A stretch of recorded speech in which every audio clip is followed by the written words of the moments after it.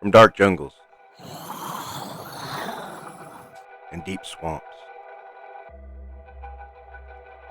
dense forests,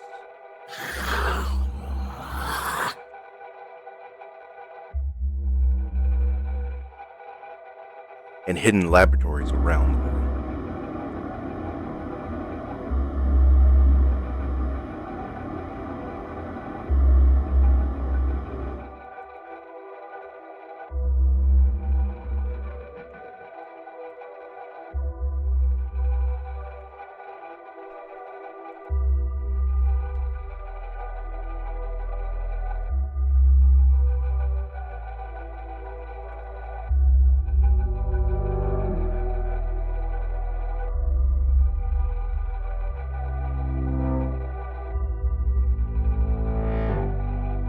Primal rage,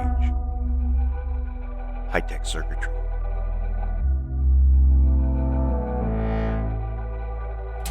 servos,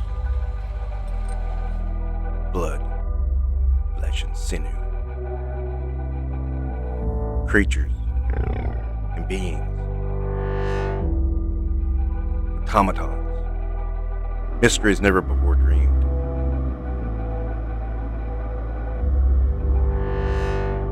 And nightmares never before viewed. Come now and join us for Creepies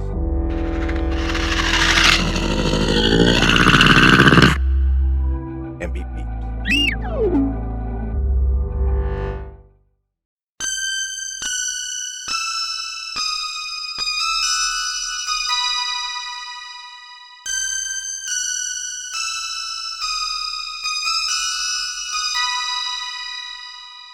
On this episode of Creepies and Beep Beeps.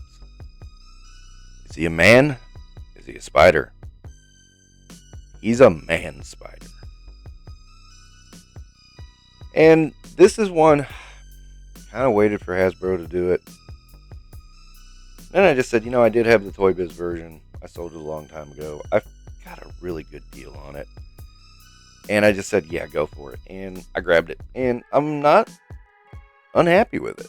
I have to say that. I'm not unhappy with it. It's not perfect in any way. It's Toy Biz. Again, they do good molds, but there's some parts that just don't work. And this is one of those that, it's kind of like Toad. Remember Toad didn't have a real good articulation in the original Marvel Legends? This is Spider-Man Classics, but yeah. Spidey's articulation is very, very limited. The shoulders on the... I don't even know if you can call them shoulders when they're coming out of his ribs. But the shoulders on his arms do move around. That's a lot of the rope,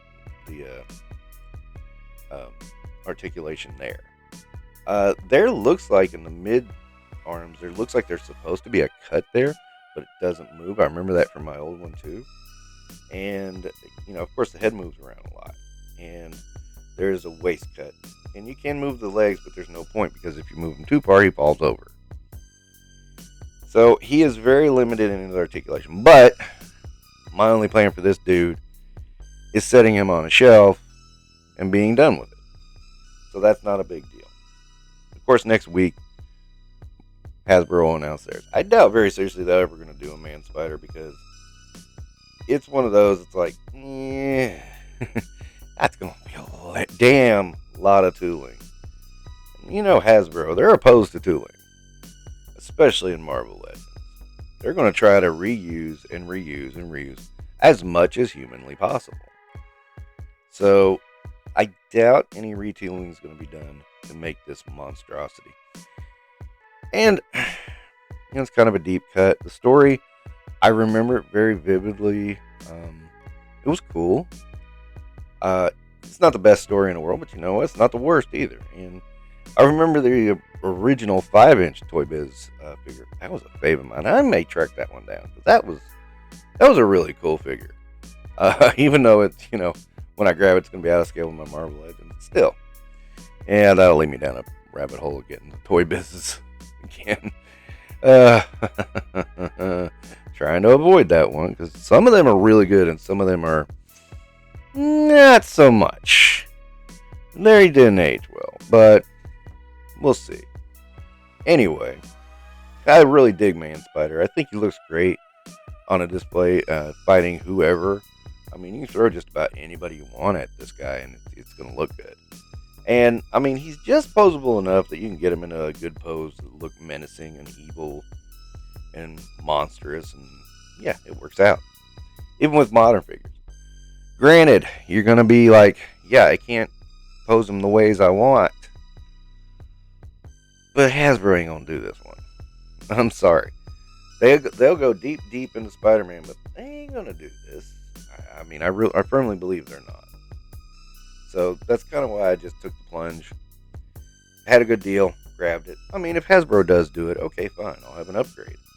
But now, you know, this is another one from that long list of, God, I wish I had this one back. And I just finally said, well, let me just buy it back. I mean, you know, again, good deal. Not as much as the scalpers are trying to make us pay. Let's say it that way. Pretty close to retail on a modern Legend. That's what I paid for. So that made me happy. I mean, the detail on this thing is crazy. I mean, I remember this figure so vividly. And you've got the webs that are actually molded in.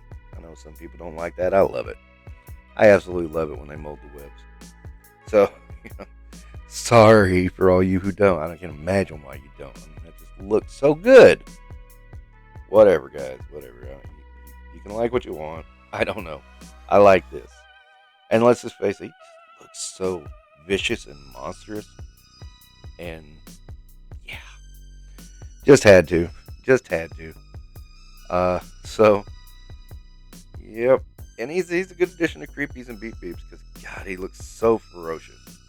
So scary. I mean, there's a little bit of that Hobbit big spider from Big Shelob Spider comes out of this guy, and it's just like, ooh, that's good. That's real good. And of course, he had no accessories, so, I mean, but he's Man Spider. He doesn't need any accessories. He's the accessory. Anyway, okay. I think I will wrap this Creepies and Beeps up with that one. I really dig this figure, even though he's so out of scale. I really dig this figure despite the flaws of the articulation and everything, because, you know, detailing is just masterful.